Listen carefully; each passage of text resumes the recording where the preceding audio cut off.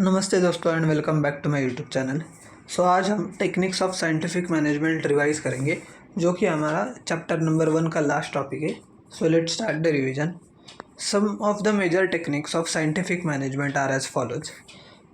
First, work study. Before assigning the work to the available workforce, proper work study should be done by management. Workforce को कोई भी काम assign करने के पहले प्रॉपर एक वर्क स्टडी करना ज़रूरी है मैनेजमेंट को। Work study consist of an organised, systematic and critical assessment of various activities और फंक्शंस। वर्क स्टडी में हम सिस्टमैटिक एंड ऑर्गेनाइज तरीके से वेरियस एक्टिविटीज़ को हम स्टडी करते हैं। Work study is based on the techniques such as time study, motion study, method study, fatigue study. Work study various techniques के बेस पे सच एज टाइम स्टडी, दूसरा motion study, तीसरा method study and fourth fatigue study. तो एक एक करके हम उसको देखेंगे अभी। Time study, it is the technique of observing and recording the time taken by an employee to complete a given task. Time study में हम ऑब्जर्व करते एंड रिकॉर्ड करते एक एम्प्लॉय ने एक टास्क कंप्लीट करने के लिए कितना टाइम लगाया है। With the help of time study the precise time required for each element of work is determined. Time study का मेथड यूज़ करके हम डिटरमाइन कर सकते हैं कि एक एम्प्लॉय ने एक टास्क करने के लिए प्रिसाइज टाइम कितना लगा है उसको। Next method study. There are always various methods of completing the task. For better quality and cost effectiveness, identifying the best method of doing a particular job is very important but challenging task for a manager. It helps in reducing the wastage of time, raw material and improving the utility of all the resources as per predetermined objectives. हर एक task करने का एक method होता है। अगर हमने best method select किया, जिस मेथड से एम्प्लॉय की प्रोडक्टिविटी इंक्रीज हो रही है, तो उसको हमारे ऑर्गेनाइजेशन के लिए हेल्प मिलेगी। उसके लिए हम आइडेंटिफाई करेंगे बेस्ट मेथड एक पर्टिकुलर जॉब करने की। Next, motion study.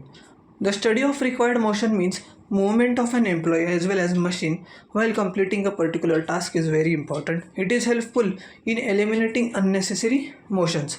Motion study में हम एम्प्लॉय की मूवमेंट पे फोकस करेंगे, एम्प्लॉय के मूवमेंट पे हम ऑब्जर्व करेंगे और अननेसेसरी जो मूवमेंट्स है उसको हम एलिमिनेट करेंगे। Next, fatigue study. Generally long working hours without sufficient breaks, target pressure, heavy working tools and poor working conditions result into physical and mental stress. अगर एक एम्प्लॉय ने उसके कैपेसिटी से ज़्यादा काम किया, अगर टारगेट प्रेशर होगा उसको या हेवी वर्किंग टूल्स हो गए, तो उसे फिजिकल या मेंटल स्ट्रेस आ सकता है। It has an adverse effect on the health and efficiency of employees. Employee की मेंटल स्ट्रेस की वजह से उसका जो परफॉर्मेंस है, उसकी एफिशिएंसी कम हो सकती है।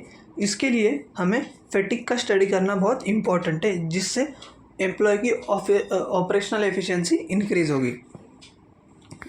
Point number 2, standardization of tools and equipments. With the result of experiments conducted at a workplace, Taylor advocated standardization of tools and equipments. Standardized working environment and methods of production help to reduce spoilage and wastage of material, cost of production, fatigue among the workers, and it improves quality of work. Standardisation of tools and equipments का मतलब होता है कि हमारे organisation में जो processes है उसको स्टैंडर्डाइज करो, मतलब प्रोसेसेस डिफाइन करके रखो कि ये प्रोसेस से हमें काम करना है, जिससे हमारा मटेरियल का वेस्टेज कम होगा, कॉस्ट ऑफ प्रोडक्शन कम होगा और एम्प्लॉयज़ की प्रोडक्टिविटी बढ़ेगी। Next point, scientific task setting. Taylor emphasized the need for fixing a fair day's work. Scientific work setting is important to prevent the employees from doing work much below their capacity. By using this technique, employees will complete the task according to the standards given. Employee को हर दिन कितना काम करना है उसका work schedule एक fix करके रखो, जिससे एम्प्लॉय को पता चले कि आज हमें कितना काम करना है और एम्प्लॉय वर्क स्टैंडर्ड के हिसाब से उसका टास्क कंप्लीट कर पाए। Next point, scientific selection and training. Management can select right persons for the right jobs by using scientific selection procedures. It needs to fix job specifications as per requirement.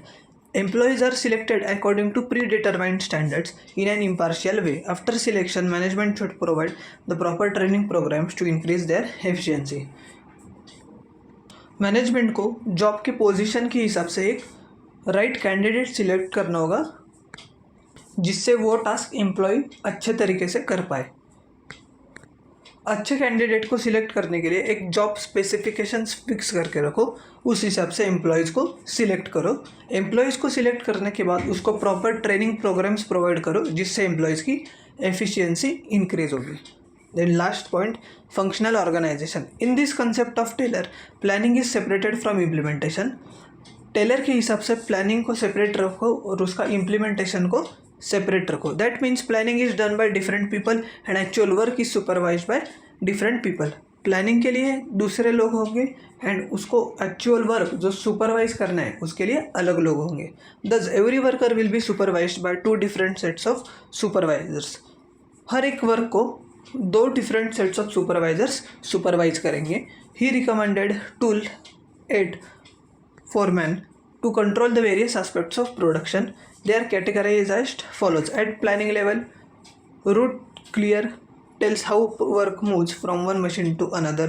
Instruction clerk records instructions to complete the work. Time and cost clerk determines time in which work should be completed and work out the cost. Discipline ensures that the workers are working as per factory rules. Taylor ने recommend किया है total 8 foreman जो कि various aspects of production को control करेंगे। Planning stage में 4, implementation stage में 4।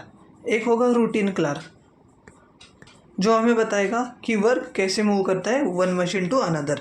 दूसरा होगा इंस्ट्रक्शन क्लर्क जो कि इंस्ट्रक्शंस रिकॉर्ड करता है एक पर्टिकुलर वर्क कंप्लीट करने के लिए। तीसरा होगा टाइम एंड कॉस्ट क्लर्क जो कि डिटरमाइन करता है कि इस काम को करने के लिए कितना टाइम लगता है। एंड फोर्थ होगा डिसिप्लिन जो कि वर्कर्स अपने फैक्ट्री रूल्स के हिसाब से काम कर रहे हैं या नहीं उस पर ध्यान रखेगा। Next, at implementation level, gang boss actually gets the work done. Gang boss का काम क्या होगा कि वर्कर्स से वर्क करके लेना। Speed boss ensures that the work is completed in specified time. Speed boss का काम होगा कि एम्प्लॉयज़ को मोटिवेट करना कि टाइम पे काम करे। Repair boss handles security and maintenance of mechanism. Repair boss security को हैंडल करेगा। Inspector ensures that the work is done as per specified standards. Inspector का काम होगा कि उसे चेक करना है कि स्पेसिफाइड स्टैंडर्ड्स के हिसाब से काम हो रहा है या नहीं। Last point, differential piece rate wage plan. Remuneration should be fixed in such a way that average worker is motivated to attain a standard output. Remuneration उस हिसाब से सेट करना कि जिससे एवरेज वर्कर भी मोटिवेट होगा कि हमें ये स्टैंडर्ड आउटपुट प्रोड्यूस करना है। Taylor suggested the different piece wage system. Higher rates are offered to employees who complete the work more than the standard quality under the system. Taylor ने different piece wage system introduce किया है जिससे उसने बोला है higher rates offer करो उस employees को जिसने उसके स्टैंडर्ड क्वालिटी के हिसाब से ज़्यादा काम किया है। On the other hand, if an employee is performing below the standard, अगर कोई employee below the standard perform कर रहा है, he shall be given lower rate of wages, तो उसको लोअर रेट ऑफ वेजेस दे दो। This technique motivate the employees to attain higher standard performance and earn wages, that is remuneration at higher rate. So यहाँ पे हमारा ये chapter ख़त्म हुआ। बहुत ही छोटा एंड ईजी चैप्टर था। हमने इसे पूरा रिवाइज किया है। यूट्यूब पे सब वीडियोस अपलोडेड है 1 to 1, उसको सब कंप्लीट करके देखो। हम सेकंड चैप्टर की रिवीजन भी स्टार्ट करेंगे जल्दी से जल्दी। सो आज के लिए बस इतना ही। अगर आपको ये लेक्चर पसंद आया होगा तो लाइक कीजिए, चैनल को सब्सक्राइब कीजिए और अपने दोस्तों के साथ भी ज़रूर शेयर कीजिएगा। Tata, bye bye.